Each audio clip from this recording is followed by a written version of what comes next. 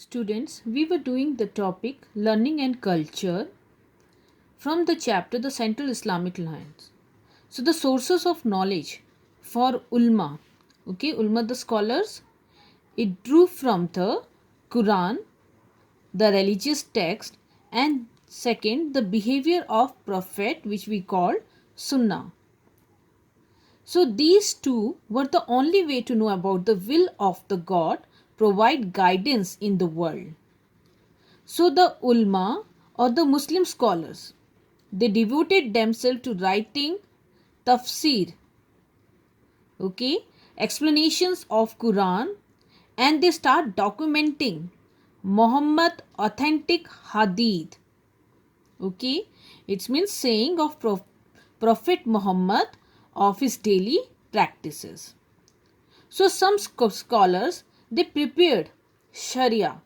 It means the straight path to control the relationship of Muslim with God, through rituals or to make rules that how to worship God. Second comes the Sharia, which talk about the relations of Muslim with each other only through social affairs or social work, which we call muamalat. So in framing Islamic, you can see Islamic law, the Sharia, they provided guidelines also or guidance on all possible legal issues within Sunni societies. So they were more precise or they were more strict toward the personal status. The marriage, the divorce, or the inheritance which is related with property dispute to the heirs, then compared to the commercial matters or panels and the constitutional issues. So here you can see before it took its final form, the Sharia was adjusted to take into account the customary law also, which is called urf of the various region as well as the law of the state on politicals and social orders. So customary laws are the obligatory rules to follow the custom, the practices and belief for indigenous people or for the communities. So here we saw that there was an emergence of new social groups in the medieval period. A group of religious minded or the spiritual, we called them Sufi. So they sought a deeper knowledge of God through asceticism or the Rain Banya or the, you can see, mysticisms. So in the 8th and the 9th centuries, the ascetics or the Sufis, they were now inclined toward mysticisms. Tasawwuf, by the idea of pantheisms and love. So pantheisms or the influence with the idea of, you can see, is the idea of oneness of God. So pantheism is the oneness of God. So they say that unity with the God can be achieved through an intense love for God, that we call ishq, which the woman saint Rabia of Basra preached in her poem. So Bayezid Bistami, an Iranian Sufi, was the first to teach the importance of submerging the self fana in God. So Sufi, they used musical concert that we call Samma to induce ecstasy and stimulate emotions of love and passion. So it was open to all, regardless of any religious group or status, maybe rich or poor, or the gender. So what we saw in the previous video about the Islamic culture and learning, that the Islam were under the influence of Greek philosophy and scientists. So when we talk about the Greek culture, that still exists in the Byzantine and Sasanian. You can see here, which were later merged into Arabia. So here you can see in the school of Alexandria, Mesopotamia and Syria, the Greek philosophy, mathematics and medicine were taught along with other subjects. So the Umayyads and the Abbasi, they appointed Christians, okay, to translate the Greek and the Syriac book into Arabia. So the translation of work was under, you can see, Al Mamun, who supported the library cum institute of science that we call Bayat al Hikmah in Baghdad, where the scholars they worked. So the scholar they start reading the work of Aristotle. You can see the element of Euclid's and Ptolemy Almagest. So Indian work on astronomy and you can see mathematics, medicines were translated into Arabia during the same period. So this study of new subjects, we are talking about the Greek subject, Greek philosophies, their science, their methodology. It promoted the critical inquiry and had a great Islamic intellectual life. So the scholar who used Greek philosophy, okay, now they start defending Islam. Okay, they were called Mudsila, the scholar with a theological bent of life. Okay, so you can see they use Greek logic, method of reasoning to defend Islam. So here comes Ibn Sina, a doctor by professions and a philosopher. He does not believe in the theory of Islam, especially resurrection of the body and the last judgment day, okay, the Qiyamah. So he met a very strong opposition from these Mu'tazilas who were bent toward Islam. So the Ibn Sin, his medical writing was widely read, and the most influential work you can see here, Al Qanun fil Tib. It is known as Canon of Medicine or the Principle of Medicine. So it was a manuscript, that was handwritten, and you can see 750 list of 760 drugs that was sold by the pharmacist of his day and his own experiment that was conducted in the hospital or the Bimaristan. So it included the dietetic knowledge, okay, that is concerned with diet. And you can see influence of the climate and environment on health, the contagious nature of disease, the communicable disease. So the book, it was used as a textbook in Europe, and the authors there was known as Avicenna, okay, because Ibn Sin was popularly known as Avicenna. So you can see in medieval Islamic societies, now the fine language and creative imaginations, okay, were amongst the most appropriate or appreciated quality of persons. So these quality raised a person communication to the level of adab. It means the quality of excellence in thought, manner, language and in culture also. So here you can see that which imply literary and cultural refinement. So here comes adab, form of expressions. Okay, you can see here forms of expressions included the poetry which we call nazm and prose nathar were meant to be memorized and used when the occasion arose. So the most popular poetic composition of this pre-Islamic period was the Qasida, okay, developed by the poets of the Abbasid period. They glorify the achievements of their patrons or their patronage, who gave them patronage. So by the time the Arab they conquered Iran, and now Arab was under the influence of new Persian language. So the Samanid court poet Rudaki was considered the father of new Persian poetry, which included the new form such as the short lyrical poem that we call ghazal, and then here you can see quatrains or rubai or rubayat. So here you can see a new form of poetry was included in Arabia, that was influenced by the Persian languages or Persian poetries.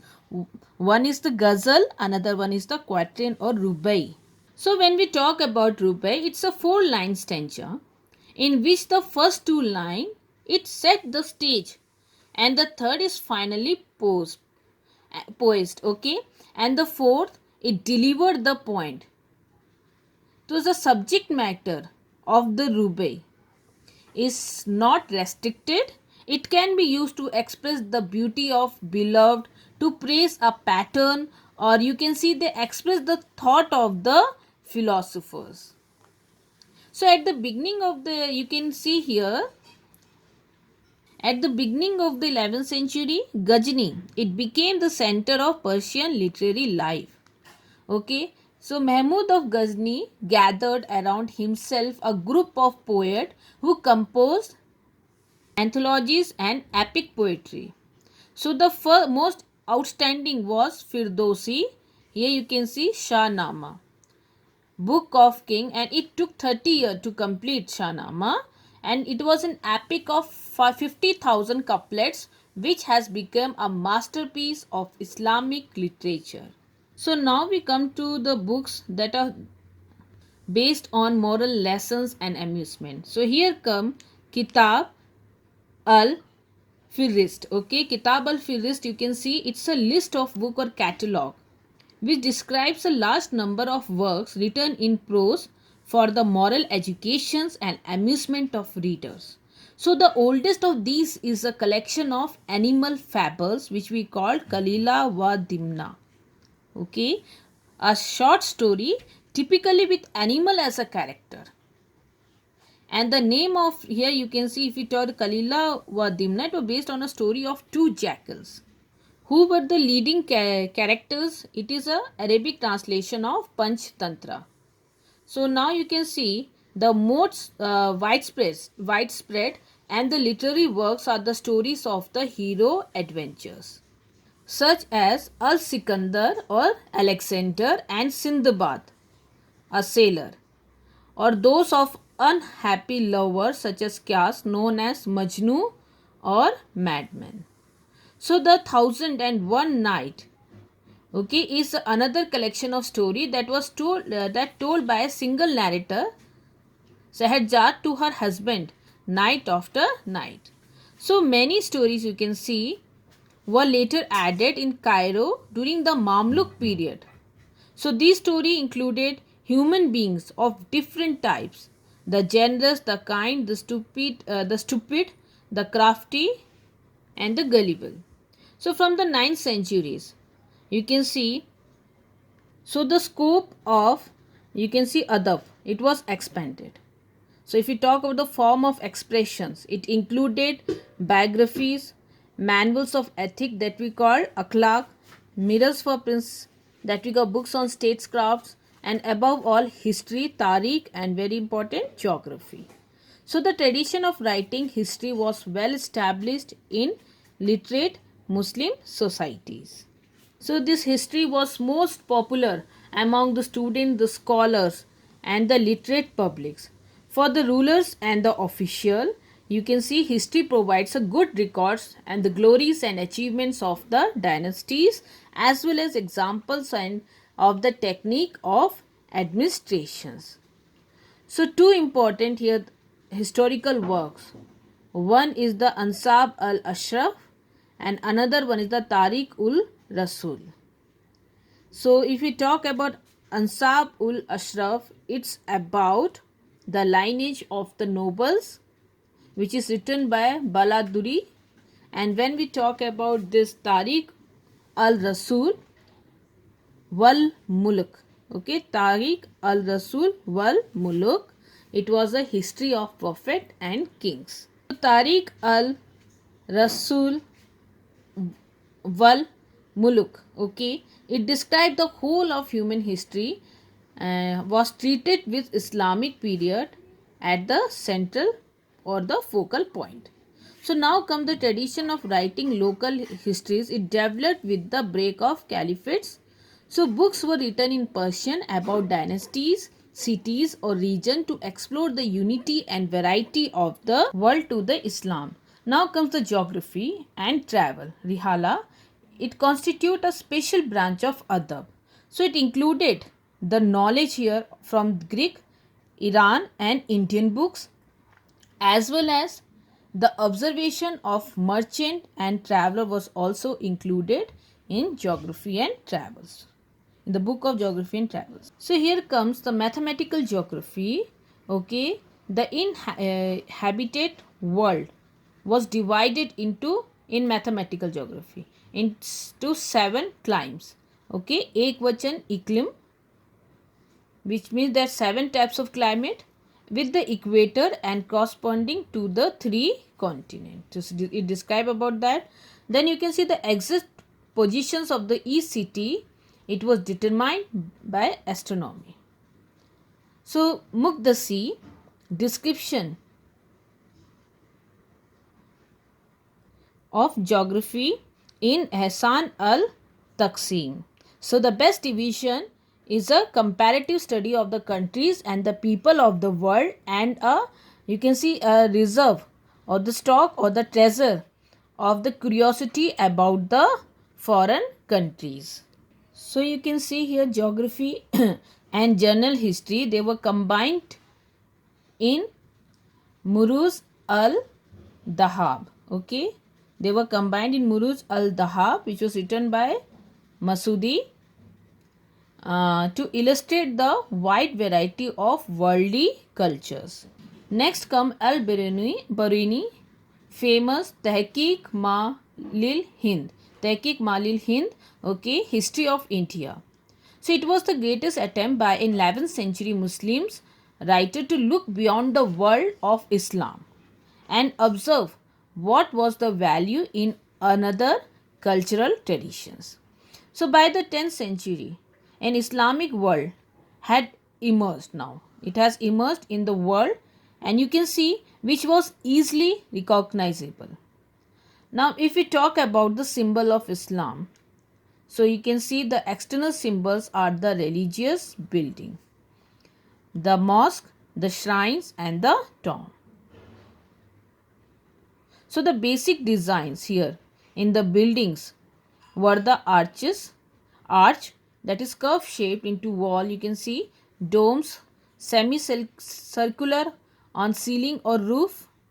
Minarets here are the tall thin tower near a mosque, and in the first is, and you can see open courtyard. So in the first Islamic centuries, you can see the mosque acquired a distinct architectural forms, the roof supported by pillars which exceed regional diversities. So the mosque had an open courtyard. Okay, it has an open courtyard which we call sahan, where a fountain, okay, or a pond was placed, okay, and this open courtyard, it opened to a building or a room to a dome which is dome shaped on roof, and which could accommodate a wide you can see a wide space for the worshippers who can worship in a sequence or in line, and the prayer leader imam. So you can see 2 special features were located inside the hall. One was the mihrab niche.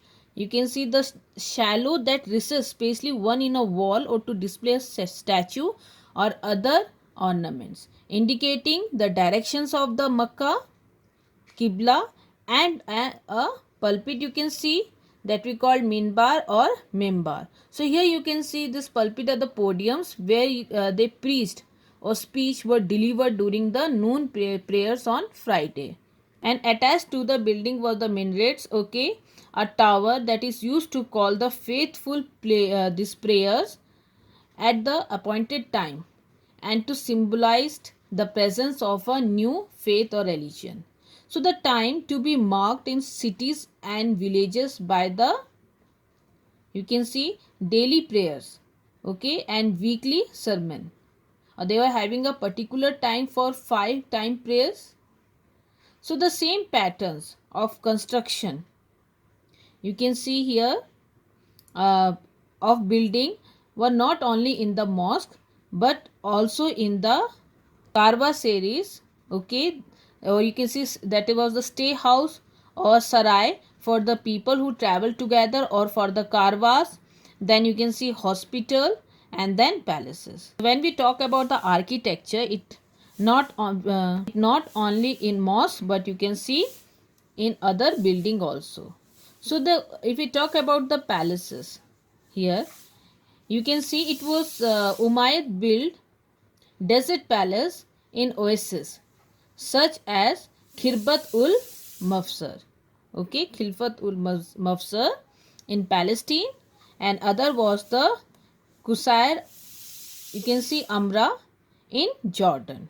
So we served as luxurious residence and retreat for hunting and pleasures.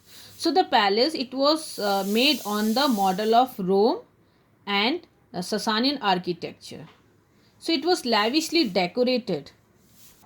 Mosaic, you can see the process of making pictures or designs by inlaying small bits of colored stone, glass or tiles. Then painting, here painting of garden and running waters, which is mentioned in the stories and the legends that revolve around Harun al-Rashid's. Okay, when we talk about the great palaces of the Abbasid Caliphs in Baghdad or the Fatimid in Cairo has now disappeared, leaving only the traces in literary texts. So now the Islam, they promoted two art form. One is the calligraphy that we call khatati, the art of beautiful writing, and another one is the arabesque, okay, which are geometric and vegetal designs or the floral design. You can see small and big inscriptions which are usually of religious quotations. It was used to decorate the architecture. And when we talk about the calligraphy art was the best preserved in manuscript of the Quran dating from 8th to 9th centuries. Here you can see some of the literary works, okay, which are the best form of calligraphy. Here it comes Kitab al-Aghani, a book of song, and then here you can see Kalila wa Dimna, okay, the animal fables, stories of animal fables, and then we talk about Maqamat of Hariri. It was illustrated with Maqamat al-Hariri. It was illustrated with miniature paintings. And a wide variety of illumination techniques were also introduced to enhance the beauty of a book. So plants and floral designs, they were based on the idea of you can see gardens were used in the buildings and even in the book illustrations. So the history of the central Islamic land, it brings together three important aspects of human civilization. One is the religion, another one is the community and politics. So they we can see them as a circle, okay, which merged and appeared as one in the 7th century. So in the next 5 centuries, the circle was now separated. So toward the end of our period, if we talk about the influence of Islam over the state and the government, it was minimal. And then when we talk about it involved many things which had no authorizations in religion, the kingship, the civil war. So the religion and the communities, they overlapped or remained in a circle. So the Muslim community was united in its observance of the Sharia in rituals and personal matters. So now the politics was separated. Okay, when we talk about the politics, it was separated from this circle. So it was not in governing itself, but now but it was defining. If we talk about Islam, it was defining its religious identity. Here you can see the only way the circle of this religious and community could separated was through the progressive secularizations of the Muslim society. So it's a when we talk about secularization is a cultural transitions in which you can see the religious values are gradually replaced with non-religious values. So here comes the philosophers and the Sufi. They also advocated this, suggesting that the civil society, the public, should be made autonomous. It means they were having the freedom, okay, to govern itself or free from the religions. And the rituals, okay, it should be replaced by individual spirituality. So students, here we finish the chapter.